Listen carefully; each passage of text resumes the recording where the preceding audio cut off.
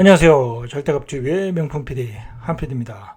자, 오늘 이야기는 정부 더욱 밀어붙인다. 시장은 아수라장이 되고 있다. 자, 임대차 보호 3법 이후에 정부 더욱 밀어붙인다. 그리고 시장은 아수라장이 되고 있다. 자, 오늘은 이 주제를 가지고 한번 이야기해 보겠습니다. 부동산 시장을 얘기하기 전에 잠깐만 주식 시장에 대해서 이야기를 해볼게요. 자, 요즘에 유동성 머니가 그냥 주식시장으로 다 빨려 들어오는 것 같아요. 저는 이제 주식도 하고 있으니까. 그 원인 중에 하나가, 자, 부동산 시장을 규제를 다 막아놨죠. 자, 일단 그 투기 수요, 가수요가 투자할 수 있는 그 기회를 다 차단했죠. 뭐 취득세 인상이라든지, 보유세 인상, 양도세 인상, 뭐 도저히 뭐 집을 사서 투자를 못하게끔 해놨죠. 그리고 내가 사가지고 임대사업자를 할 수도 없는 거고, 임대사업을 해도 별 수익이 없으니까. 자, 그리고 뭐 전월세 전환율도 낮춘다고 하니까 뭐 굳이 뭐 임대사업자를 할 이유도 없고, 자, 시장을 뚝을 쳐놓은 거죠. 뚝을 쳐놓은 겁니다.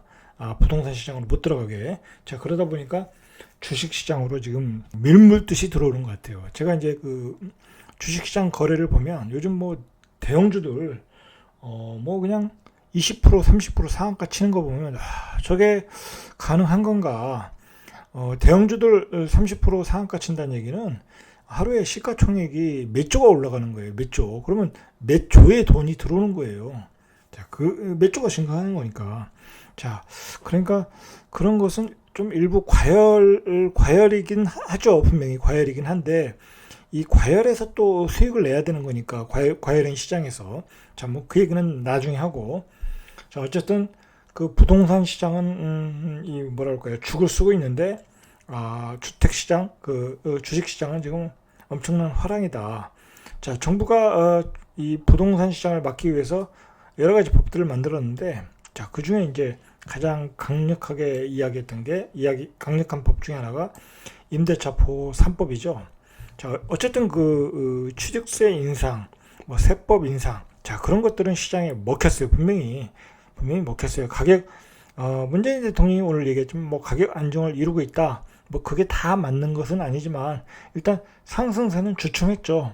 주춤하고 앞으로 그게 먹힐 것이다. 뭐 그러한 어조로 얘기를 하신 것 같아요. 자, 근데 문제는 우리가 뭐 실제로 그런 건가 한번 이제 천천히 한번 이야기해 보죠. 자, 그런데 정부가 야심차게 내놓은 문재인 정부에서 그 세입자, 임대인이 우선이 아니라 세입자가 우선인 세상을 만들겠다. 자, 그래서 만든 임대차 보호 3법이 먹히고 있느냐 이거죠. 임대차 보호 3법 이후에 그 시장에 이제 후폭풍이 불고 있는데, 여러 가지 후폭풍이 있었죠. 자, 일단 뭡니까? 그 청와대 그 수석진 사표를 내지 않았습니까?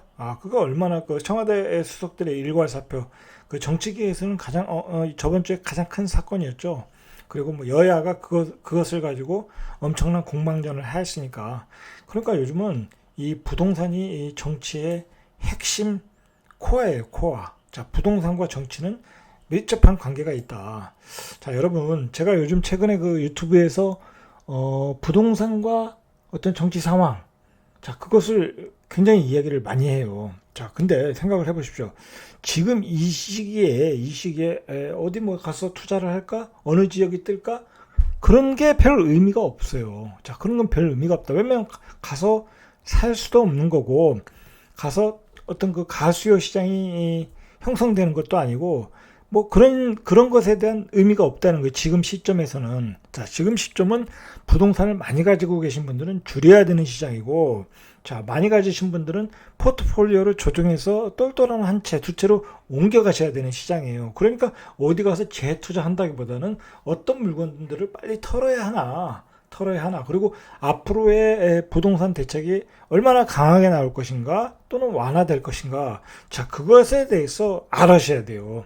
이 투자하시는 분도 알아야 되고, 무주택자는 당연히 알아야 되고, 자, 그런 점에서 앞으로의 정치 상황, 그리고 정치인들의 어떤 정책에 대한 방향, 자, 그것에 대해서 여러분들은 아셔야 되는 거예요. 그래서 이 정치판이 이 부동산이라는 화두를 가지고 어떻게 움직이고 있는가, 어떤 생각을 가지고 있는가, 그리고 지금 강력한 180석의 여당이 어떤 정책을 추진하고 있는가, 그 정책의 변화를 하는 변곡점이 언제인가, 변화할 것인가 아니면 더욱 강하게 갈 것인가, 자 그런 것들을 여러분들이 알으셔야 된다는 거죠. 그 알기 위해서 제가 이러한 정치 상황, 그 전개되는 정치 상황을 이야기하는 겁니다. 최근에 그 상황을 조금 정리를 해보면, 그 임대차 보호 3법이 나온 이후에 여당 지지율이 급락을 하였죠. 자, 이 급락한 이유 중에 하나가 1%에서 33% 정도가 증가했다는, 그 불만이 증가한 거죠. 그 중에 이제 부동산이었다는 거죠. 당연히 그 지지율이 하락을 하니까 그러면 누군가 책임을 물어야 되는 거예요. 자, 근데 그 희생양을 찾은 거죠. 제가 보기에는 여러 가지 국민들의 그 원망의 대상은 이러한 그 경제 정책을 위반한 사람들, 그 핵심 3인방인데, 자, 그 핵심 3인방은 칠 수가 없는 거죠. 이 정권의 어떤 그 존재의 의미니까 칠 수가 없는 거니까 바로 이제 청와대 수석들이 나선 거죠. 자, 결과적으로 청와대 수석들이 6명이 사표를 냈는데, 자, 그 중에 3명, 뭐 강기정, 그 다음에 김조원, 김고성, 자, 이 세 분이 이제 그만두시고, 최재성, 김종훈인가요? 또 뭐 그리고 다른 분이 한 분 들어오셨어요. 자, 그런데 중요한 거는 그 중에 핵심은 뭐 강기정 그 양반은 뭐 어차피 뭐 지방선거에 나가신다고 그러고, 뭐 다른 분은 어떻게 되는지 모르겠고, 자, 그러니까 실제적으로 그만두신 분은 다주택자예요, 다주택자. 그러니까 다주택자 그 강남에 2채 가진 김조원, 그 양반이 핵심이었던 거예요. 그 물러나야 되는 어떤 사건이었는데, 자, 이제 어떤 그 양반만 물러나는 것은 어떤 그 이벤트가 좀 작아 보이지 않습니까? 자, 그러니까 어떤 판을 크게 벌려가지고 뭐 이제 거창하게 벌린 거죠. 이제 문책성 인사가 크다. 그리고 그 뒤에 뭐 문재인 대통령이 대노했다. 뭐 그런 표현도 나오고. 자, 그래서 어쨌든 그 김조원 수석이 그만두신 거죠. 그만두면서 결국은 그거였구나. 결국은 국민들의 부동산 대책에 대한 불만. 자, 그 양반이 그 강남에 아파트 2채 가지고 있어가지고 그것 때문에 뭐 말이 많지 않았습니까? 2억 호가 높게 불러서 팔 생각이 없는데, 뭐 그 자체가 이제 어떤 항의였던 거죠. 항의로 보이는 거죠. 이 정권에 대한 그 불만 표시로 보이는 거죠. 자, 그러한 괘씸죄에 걸려 들어가지고 결국은 이제 자리에서 물러나고, 자, 그것이 이제 신문에서는 이제 문책성 인사로 또 포장이 되고, 자, 그렇게 돼서 이제 마무리가 된 것 같아요. 어쨌든 그 임대차 보호 3법 이후에 윤희숙 국회의원이죠. 이 양반이 나는 임차인이다 이 연설을 해서 국민적 반응이 매우 컸죠. 자, 이제 어떤 그 임차인의 입장에서 이 법이 적합한가, 이 법에 문제가 없는가, 자, 그런 것을 이제 역설을 하신 것 같아요. 자, 이제 그런 것으로 어떤 국민들의 반응이 나왔다는 거죠. 호응이 나왔다. 자, 그리고 임대차 보호 3법 이후에 조세정 촛불 집회 한 3차까지 열리고 있어요. 이 촛불 집회가 또 지금 만만치 않아요. 제가 보니까 우리나라 사람들이 대체로 그래요. 뭔가 그 저항하기 시작하면 그 고집이 있어서 그게 만만치 않아요.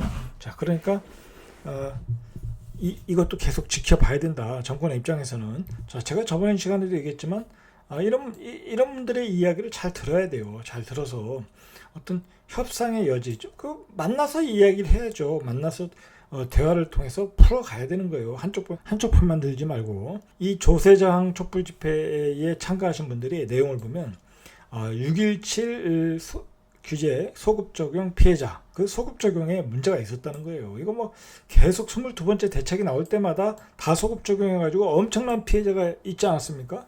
자, 이거에 대해서 변화를 달라는 거죠.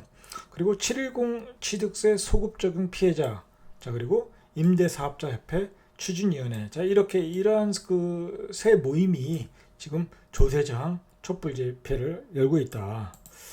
자, 그렇게 보시면 되고요. 이 임대차 보호 3법 이후에 시장에서의 큰 변화가 일어나고 있다. 이게 간단하게 그 임차인을 보호하는 법이 아니라 여야 간의 공방, 또 국민 간의 갈등, 자, 이 갈등의 표시들이 이런 조세저항 촛불 집회 또는 이 윤희숙 국회 연설, 자, 이런 걸 통해서 나타나고 있다는 거예요. 그리고 그것으로 인한 여당의 지지율 하락 나타나고 있고, 그것이 연결돼 가지고 청와대 비서들이 또 물러나는 그런 사태까지 이 나비 효과가 나오고 있다는 거예요. 자, 그럼 그 다음엔 어떤 효과가 나오느냐? 자, 그 다음은 어떻게 되느냐? 우리가 이제 그런 것들을 계속 추적을 해야 돼요. 그래서 어떤 정책의 방향, 자, 그런 것을 캐치를 해야 된다는 거예요. 지금 부동산 시장에서는 그런 걸 캐치를 해야 되는 거예요. 그런 걸 캐치해가지고 나의 포지션을 어떻게 할 것인가, 나는 어떻게 포트폴리오를 조정할 것인가, 내가 무주택자라면 내가 어떻게 주택을 마련할 것인가, 자, 그런 걸 고민을 해야 돼요. 결국은 다 잘 먹고 잘 살라고 그러는 거잖아요. 잘 먹고 잘 살라고, 또 부자가 되려고 하는 거잖아요. 그러면 어떤 판세가 어떻게 돌아가고 있는가, 자, 그거를 아셔야 된다는 거예요. 자, 그걸 아셔야 되면 이러한 복잡하게 돌아가는 상황들을 다 하나하나 연결을 시켜 주셔야 돼요. 연결을 시켜 주셔서 나는 어떻게 할 것인가 짜보자는 거죠. 청와대 수석들이 물러나면서 앞으로 어떻게 될 것인가, 정말 이 정책 라인은 어떻게 또 바뀔 것인가. 이 청와대 수석이라는 게 또 뭐랄까요, 어떻게 보면 정책이 나오는 그 핵심 코어잖아요. 그러니까 거기에 누가 들어오냐가 중요한 건데, 자, 어쨌든 여권 여당에서는 불만을 표시했어요. 불만을 표시해서 저 사람들로는 안 되겠다 해서 했는데, 이제 노영민 실장은 유임이 됐고, 그 다주택자 두 분은 이제 잘려 나갔고, 자, 그러면서 이제 다른 분들이 저번 주에 얘기했듯이 이제 순장조 강경 라인이 들어올 것이다. 뭐 보니까 이제 자꾸 강경 라인으로 짜지는 것 같아요. 이제 여권 입장에서는 자신들의 이 정책을 실현할 수 있는, 잘 따를 수 있는 그런 분들로 이렇게 배치가 된 것 같아요. 민정수석도 이제 전 국회의원 최재성이고, 저번 주에 얘기했듯이 그분이 됐고, 그건 뭐 노 실장이야 원래 뭐 이렇게 잘 따르시는 분이고, 자, 그러니까 그분들로 결국은 지금의 라인을 그대로 가겠다는 거예요. 지금의 라인을 그대로 가겠다. 그러니까 그 이벤트는 그냥 국민의 불만을 해소하는 그냥 어떤 그 국면 전환용 쇼였다. 자, 일단 그렇게 보시면 될 것 같아요. 자, 그걸 증명하는 게 이제 그 문재인 대통령이 오늘 수석 보좌관 회의라고 하더라고요. 자, 거기에서 이제 말씀하신 그 내용이 있어요. 그걸 자세히 보면 앞으로의 어떤 부동산의 정책 방향, 앞으로의 주택시장의 방향, 자, 그것을 캐치할 수가 있어요. 한번 보시죠. 자, 문 대통령은 최근 정부가 내놓은 대책에 대해 자, 4가지를 얘기했어요. 불로소득을 환수해야 된다. 자, 이거 우리가 항상 얘기하는 거죠. 불로소득이라고 보는 거예요. 불로소득. 2주택자, 1주택자 제외고 2주택자들은 다 그 불로소득이다. 사고 파는 것은. 자, 그래서 투기 수요를 차단해야 된다. 그리고 주택 공급 물량을 최대한 확보해라. 자, 투기 수요 차단하라는 얘기예요. 이제 뭐 투기 수요는 대통령 말대로 지금 차단이 됐어요. 뭐 어떻게 지금은 더 집을 투자로 사겠다 그러신 분들은 별로 없는 것 같아요. 제가 보기에 지금은. 뭐 물론 뭐 그동안 투기를 했던 뭐 사람들은 아직도 지방을 돌아다니고 하는데 별 의미가 없어요. 제가 보기엔. 자, 주택 공급 물량 최대한 확보해라. 했죠? 확보했죠? 뭐 더 이상 어떻게 확보하겠어요? 진짜 그 서울에 있는 그 공공기관의 유유지까지 자동차 그 차량 뭐 주차장인가요? 뭐 그런 데까지 자동차 검사소까지 빡빡 긁어가지고 지금 다 공급 물량을 최대한 확대했죠. 뭐 태릉도 했고 과천도 그 전부 청사부지까지 내놨잖아요. 자, 그것까지 지금 과천이 얼마나 난리입니까? 어쨌든 최대한 공급 물량을 확보했다. 그리고 뭐 공공 재개발 재건축도 나왔고, 뭐 사실 그 정책은 이 정부에서 나올 수 있는 어떤 최대한의 양보라고 봐야죠. 뭐 그건 강남에서 받아들이진 않겠지만. 자, 그리고 세입자를 보호해라. 뭐 이건 임대차 보호 3법이니까. 그러니까 이 4가지 목표를 달성하기 위해서 주택 주거 정책의 종합판으로 이제 규정을 한 거죠. 자, 이 4가지가 바로 주택 주거 정책의 종합판이다. 문 대통령은 이제 이런 정책을 가겠다는 거예요. 뭐 대한민국이야 뭐 대통령이 정해놓으면 그 방향으로 갈 수밖에 없는 거잖아요. 불로소득을 환수해라. 투기 수요를 차단해라. 주택 공급 물량을 최대한 공급해라. 자, 뭐 상기 신도시 용적률까지 상향 조정해놨잖아요. 자, 근데 잠깐 우리가 이제 그 얘기도 해봐야 돼요. 3기 신도시의 그 용적률을 상향해서 뭐 예를 들어서 이제 35층 아파트가 50층 아파트가 될 가능성이 많잖아요. 뭐 이제 그것도 뭐 고급 아파트로 50층으로 이렇게 지면 상관없어요. 고급 주상복합으로 비싸게 지면 상관없는데 임대 아파트를 50층으로 진다든지 뭐 서민 아파트 그 중소형 아파트들 그런 아파트를 50층으로 진다는 것은 그 주거지의 도시의 질이 하락하는 거예요. 생각해 보세요. 그 예를 들어서 그 쾌적한 신도시인데 그냥 50층 아파트가 줄리하게 서 있어요. 그거 얼마나 보기 싫겠어요. 그리고 그 안에 일조권도 안 좋고. 자, 그것도 조절을 해야 되는데 너무 무리하게 하지 않았나. 도시, 지금의 삶은 어떤 그 지금의 사람들의 삶은 퀄리티잖아요. 고급 퀄리티를 자꾸 원하는데 하품의 그 신도시를 공급하겠다. 그건 또 아니죠. 자, 그런 점에서 한번 나중에 추후 조정이 좀 필요할 것 같아요. 제가 보기엔. 너무 떨어지면 3기 신도시에 대해서 그 기대를 많이 하는데. 자, 그리고 문 대통령은 부동산 투기 시대가 끝났다고 강력한 의지를 담았다고 해요. 담았고 갭 투자를 차단했다. 이 갭 투자라는 용어도 썼어요. 문재인 대통령이. 얼마나 이 갭 투자라는 거에 대해서 안 좋게 생각하냐. 이 적폐 세력으로 생각하냐. 자, 그 의지를 읽을 수 있는 거죠. 대통령이 갭 투자를 차단했다. 자, 이런 얘기를 썼어요. 이제 그동안의 정책에 대한 성과를 얘기하는 거죠.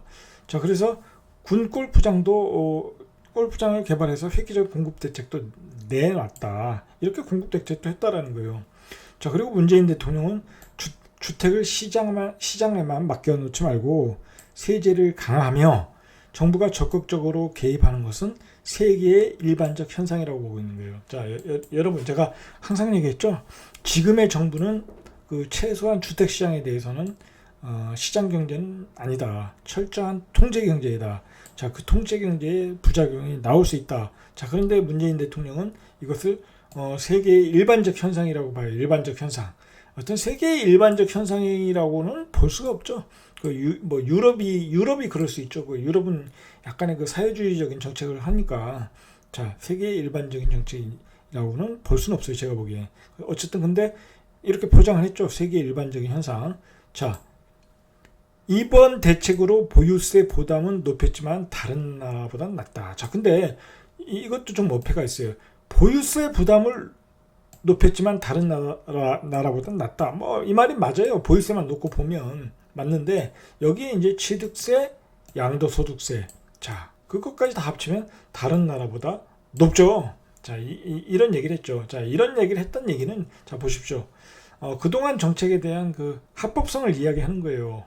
그리고 보편성을 이야기하는 거예요. 지금 세계적인 현상이고 아직도 우리의 세부담은 낮다. 자, 그리고 부동산으로 버는 소득은 불로소득이니까 더 많이 걷어야 된다. 그리고 강남에 사는 사람들은 너희들이 잘해서 번 게 아니다. 정부가 거기다가 좋은 인프라가 들어갔고 좋은 일자리가 들어갔으니까 니들 집값이 올랐으니까 세금은 더 내라. 자, 그 얘기죠. 강남에 대해서 세금을 더 때리는 것은 저는 뭐라고 하진 않아요. 1주택 이상인 경우에는 자, 그거에 대해서는 뭐라고 하지 않아요. 분명히 그런 혜택을 그 사람들은 받았죠. 그렇지만 1주택인 사람들은 그렇지 않다. 지금 그래가지고 서초구청장이 오직하면 1주택자들 너무 많은 그 컴플레인이 들어오니까 그거에 대해서 재산세를 낮춰주겠다, 50% 감면하겠다. 그러한 또 저항적인 움직임까지 나오고 있어요. 만약에 그렇게 되면 난리가 나는 거죠. 왜냐면 자, 그렇게 되면 왜 제일 잘 사는 강남만 재산세를 낮춰주냐? 우리 도시도 낮춰달라. 나오겠죠. 그런 항의가. 특히 이제 통합당 측이 이제 그 지자체 그 선거에서 이긴 지역은 자, 그런 지역들은 그렇게 이제 조세 저항 운동이 나오고 재산세를 낮춰주는 게 나오겠죠. 그러면 또 시장은 혼란으로 간다.